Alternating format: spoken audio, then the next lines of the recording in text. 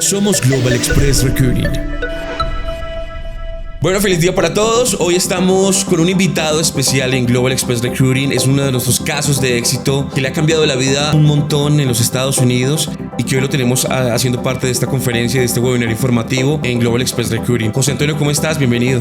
¿Cómo estás? Bien, muy contento de todo lo que te ha pasado durante estos años, después de que aplicaste con nosotros en aquel tiempo, año como 2016 más o menos, 2017, para el EB3 Program, y ver en lo que te has convertido actualmente. Nos pone muy orgullosos de esa labor y de lo mágico que es poderle cambiar la vida a las personas que quieren buscar una nueva vida en los Estados Unidos. Correcto.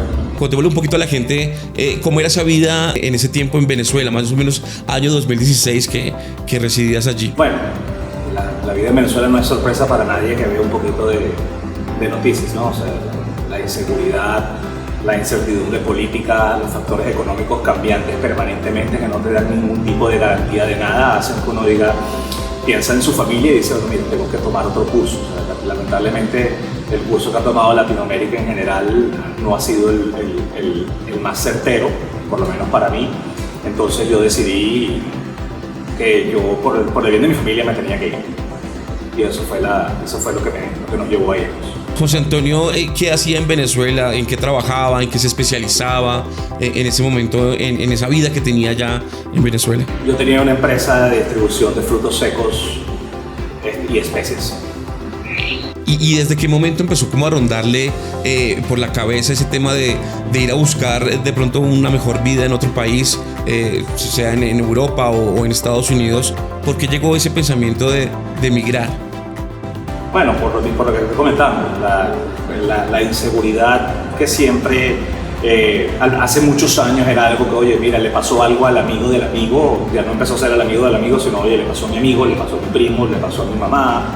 Entonces yo dije, mira, desde que me pase a mí, yo me voy a ir. ¿De qué compone tu núcleo familiar, de esposa e hijo? Sí, mi esposa y mi hijo, sí. Y en ese tiempo, bueno, se sentaron los tres, o bueno, te sentaste con tu esposa y hablaron de, bueno, la situación acá está un poco difícil, quizá podríamos buscar una mejor vida en otro país. Estados Unidos se me hace una muy buena opción.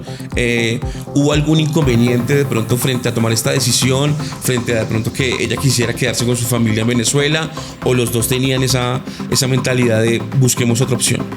No, los dos queríamos irnos. Siempre emigrar es un tanto difícil porque siempre hay algo de separación con la familia, con el lugar donde uno nació, con los amigos, con todo, y eso es parte fundamental y eso es parte de emigrar. Eso lo vivieron muchísimo de nuestros antepasados cuando emigraron a Latinoamérica, los portugueses, españoles, europeos en general, y eso es algo que sin duda forma parte del proceso migratorio.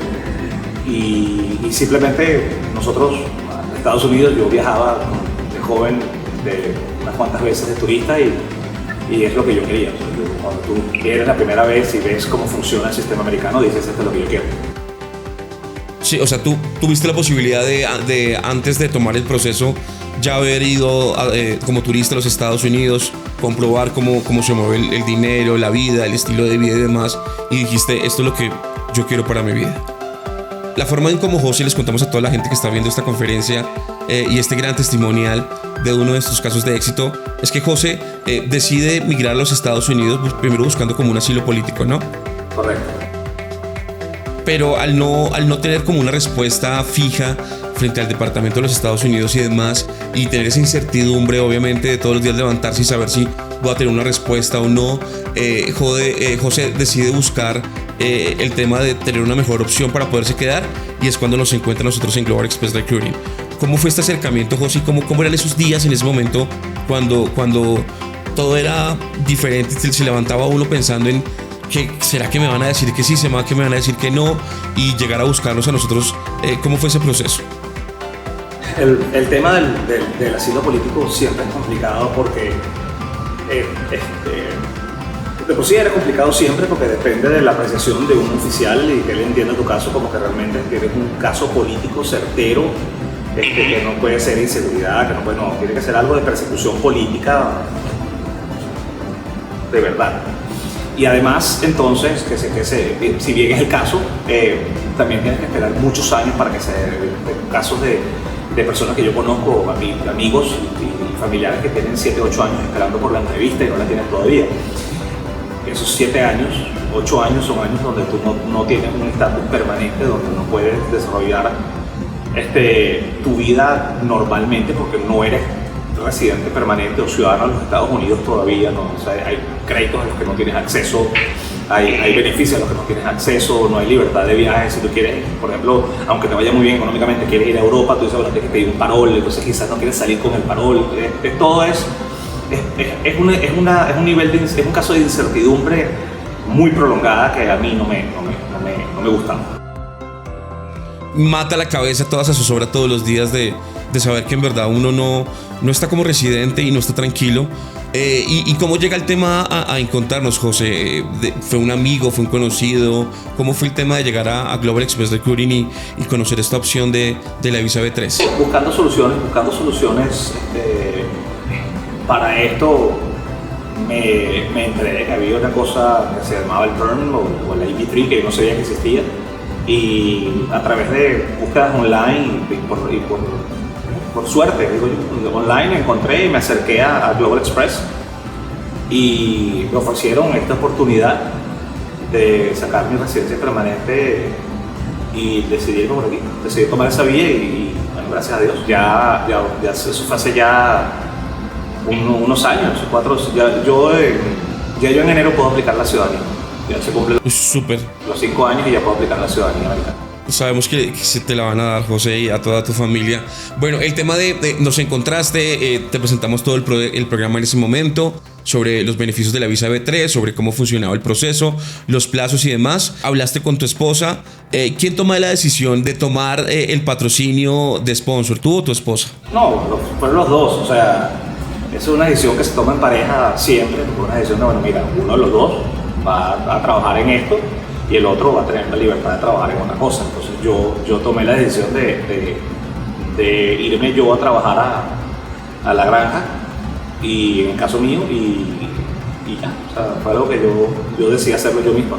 No tenía una referencia de alguien conocido que lo hubiera hecho para decir, mira, o sea, hazlo de otra manera. Entonces yo preferí yo. ¿Cuánto tiempo tardó el tema del proceso del papeleo y demás, de que llegara el certificado y el aval? 18 meses más o menos, 1 año y medio. ¿Y en ese tiempo con qué sponsor te vinculaste? ¿Con qué granja? En ese momento era Pure Beauty Farms. Tu esposa obviamente se queda trabajando en casa, tú tomas como la opción de irte a la granja. ¿Qué funciones hacía en la granja, José? ¿Cuál es ese trabajo que en verdad tiene que desempeñar uno durante un año, que no está acostumbrado, pero que es ese sacrificio, por decirlo así, para poder obtener la residencia americana junto a toda la familia? En mi caso, la granja de Pure Beauty Farms es una granja que produce flores para todo el sureste de los Estados Unidos. Es una granja no como la típica granja que nosotros conocemos en nuestros países. Es una granja que es como una industria muy grande, donde tiene producción en ciertas épocas del año 24 horas, y están saliendo camiones cargados de flores para las cadenas de tiendas en todo el sureste, desde Texas hasta Carolina del Norte y el sur de la Florida, todo el tiempo. Entonces depende tú estás como en el caso mío, yo entré como a la parte de producción, entonces estuve en varios departamentos y te van cambiando. Nunca fue un trabajo monótono todo el día, todos los días lo mismo. O sea, si bien a veces que pasaba un mes haciendo lo mismo, de repente el otro mes hace otra cosa y hace otra cosa. Entonces dependiendo de tus características te pueden poner a cambiar, replantar flores. O sea, no es un trabajo, o sea, es un poquito fuerte porque obviamente estás en el campo, no estás acostumbrado a eso, pero no es difícil, ¿no? O sea, no hay trabajo difícil como tal. Simplemente pararse un poco temprano, llegar temprano, sales temprano, porque al final son las 8 horas, no es que te están pidiendo trabajar 12 horas o 14 horas como trabajan ciertas personas en el campo, ¿no? En el caso nuestro, un empleado legal es un empleado que está 40 horas a la semana. Exacto, no le piden a uno como tipo empresa que póngase la camiseta y que quédese 4 horas de más y demás, sino tienes un horario fijo, entras a tal hora, sales a tal hora. Horario fijo, correcto. Todo era perfectamente como una compañía. Tú entrabas a cierta hora, salías a cierta hora. Si querías quedarte a hacer overtime y te pagaban tu overtime, te quedabas y no hay ningún problema. Ellos probablemente lo necesitaban. Pero es decisión de cada uno. O sea, no hay exigencias más allá de lo que está acordado en el contrato. Obviamente también explicarle también a toda la gente que esté viendo este webinar de que en la granja también pueden aplicar mujeres y que obviamente ellas tienen, aunque la labor que hacía José no es de exigencia física máxima, a las mujeres también les toca un poco más suave, ¿no? Son otras funciones un poco más tranquilas. Sí, hay, como te digo, hay de todo. Hay las líneas de donde plantan las semillas, a veces están simplemente en una correa poniendo semillitas cuando van pasando las plantas. Y es algo que es físico, pero no es extenuante. Y yo era variado. Hay días que estaba manejando un tractor todo el día y era más suave porque estaba manejando simplemente el tractorcito. Hay días que estaba operando el montacargas, entonces era más suave. Hay días que entonces es variado. ¿Hubo algún momento en donde de pronto José se levantara o estuviera en medio de su trabajo en la granja y dijese como, ¿qué estoy haciendo con mi vida? ¿O esto no es lo que yo quiero? ¿O siempre hubo como una motivación y una gratitud frente a ya casi se va a acabar el año y yo estoy aquí con mi residencia y me cambió la vida? Yo creo que eso pasa en cualquier aspecto de tu vida. En algún momento tú estás en tu trabajo y tienes un mal momento, sobre todo si tienes un negocio propio, lo que sea, dices, ¿por qué me metí en esto? Pero la motivación siempre estaba, era el llegar a mi casa y ver a mi esposa y a mi hijo ya con los papeles, ya con todo, decir, bueno, mira, ¿sabes qué? Yo voy a seguir adelante porque esto es por ellos. Y claro, yo me sentía que yo quería estar en otro lado, yo quería estar haciendo alguna de las cosas que yo he hecho en mi vida. Eso no era lo que yo hacía. Yo estaba acostumbrado a un trabajo de oficina, no de campo. Pero se me presentó la oportunidad y lo hice, y la motivación es la familia, y al final el tiempo pasa más rápido de lo que uno cree. Exacto, es que si uno mira son 12 meses nomás en donde prácticamente solo vives un cumpleaños dentro de la granja, un día de la madre dentro de la granja, un Halloween dentro de la granja. Entonces prácticamente se convierte en como lo que dirían como un año sabático, un año en donde simplemente me va a enseñar cosas, voy a aprender cosas, conocer gente y obtener un beneficio como la Green Card. Yo comparo la situación de otras personas que también están esperando asilo y mira, lamentablemente no han podido llegar a donde uno quiere llegar, ¿sabes? Que es lograr establecerte fijo en los Estados Unidos, que ya llames casa, que cuando si viajas llegues y te pregunten qué traes, no a qué vienes. Exacto. ¿Cómo eran esos compañeros de trabajo de José? Obviamente José en Venezuela tenía también un alto estatus, tenía un muy buen empleo y obviamente la gente que aplica también a estos programas es gente que tiene un nombre, por decirlo así, en sus países, pero que simplemente busca el beneficio de la residencia. ¿Cómo eran esos compañeros de trabajo de José? ¿Tenían dinero? ¿Eran chéveres? ¿También tenían empresas? ¿Cómo era ese gremio, ese networking que uno puede hacer en medio de una granja?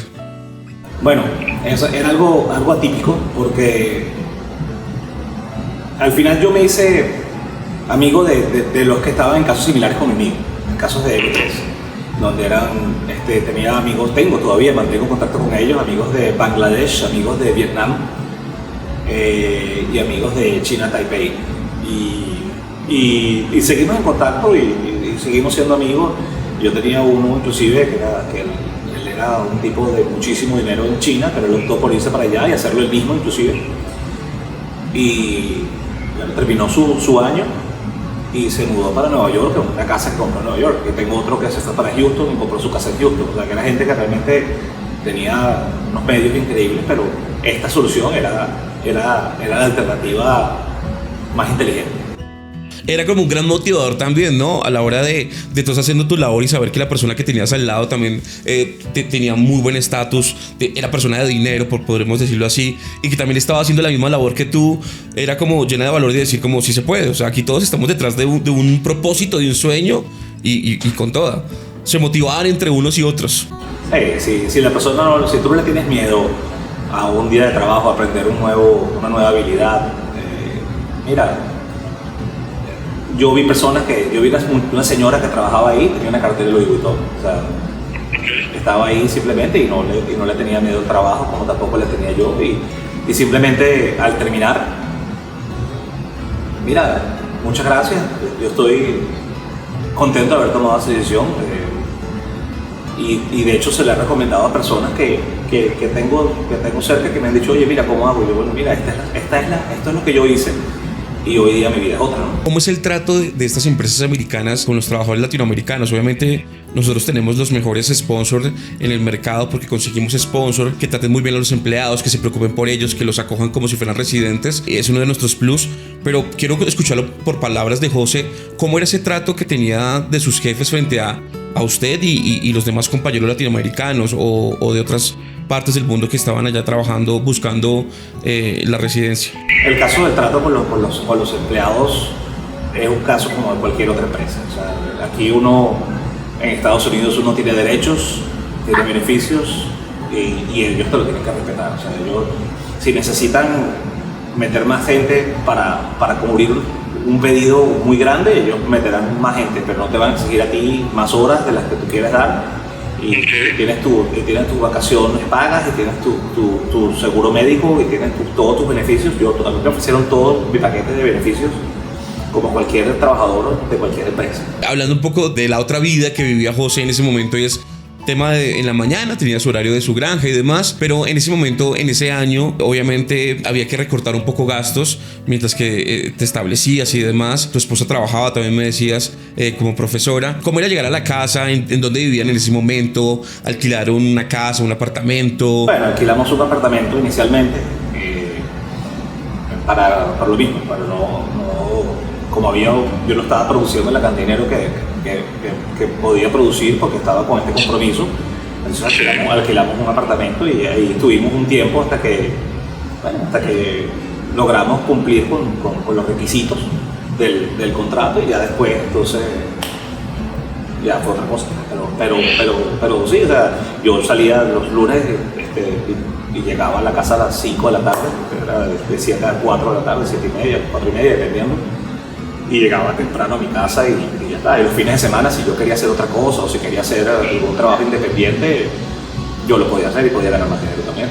Y lo hice. La calidad de vida que de todas formas tenías con tu sueldo y con el de tu esposa, a pesar de que en ese momento recortaron un poquito gastos, era una calidad de vida buena de todas formas, ¿cierto? O sea, no se aguantó hambre, podían darse sus gustos, sus lujos. Sí, la vida aquí está diseñada para que tú puedas estar bien, tengas el estatus que tengas. O sea, obviamente si produces más dinero te va a estar mejor, pero no es que estás mal. Yo estaba bien, tenía un apartamentico que me gustaba, que estaba muy lindo y simplemente el niño estaba en un buen colegio porque realmente el sistema de colegios públicos de aquí es muy bueno y no cuesta nada. O sea, entonces es algo que es una gran ventaja comparado con otros países que por lo menos de donde yo soy, para que el niño esté en un buen colegio hay que pagar un montón.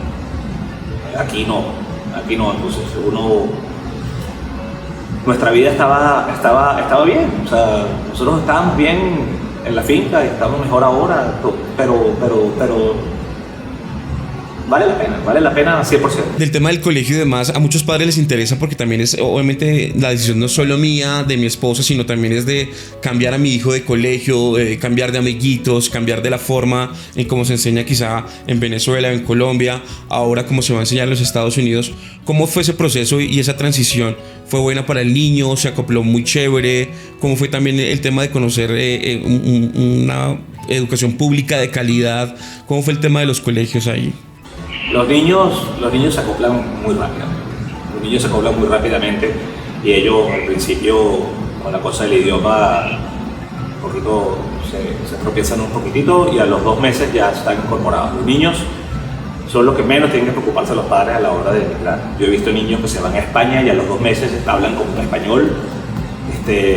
Y aquí lo vi con mis propios ojos, donde el niño ya estaba hablando inglés rapidísimo y se acopla. Los niños aprenden muy rápido y se adaptan muy rápido.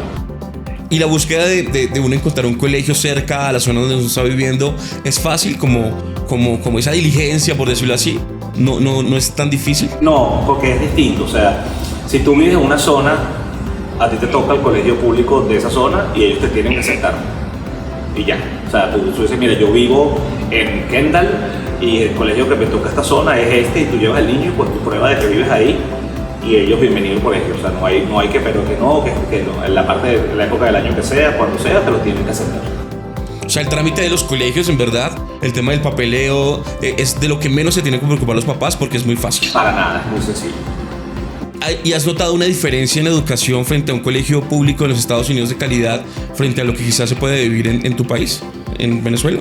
Sí, obviamente dependiendo de la zona donde uno se mude, el colegio cambia y la zona escolar puede ser mejor o peor, pero si buscas una zona escolar buena, el nivel del profesor es muy bueno.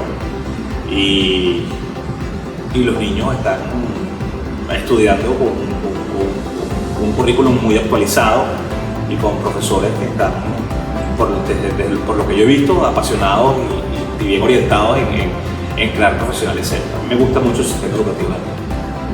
El tema del idioma, José, en la granja obviamente ¿se te exigió idioma o no tenías que tener el inglés en ese momento? El inglés siempre será una ventaja para cualquier persona pero no quiere decir que sea algo que en la granja no te va a dar. En la granja la gente el chino, que es amigo mío actualmente, él no hablaba nada de inglés, nada de español, e igual se comunicaba y todo el mundo lo quería, todo el mundo le tenía cariño y todo el mundo le decía, mentira, no, él era vietnamita, le decíamos chino porque no sabíamos que era vietnamita hasta que se pudo comunicar. Ok. Y todavía le decimos chino, porque se quedó. Pero entonces es algo que no, o sea, la granja, la mayoría de la gente, yo diría que el 99% de la gente habla español y se comunica perfectamente.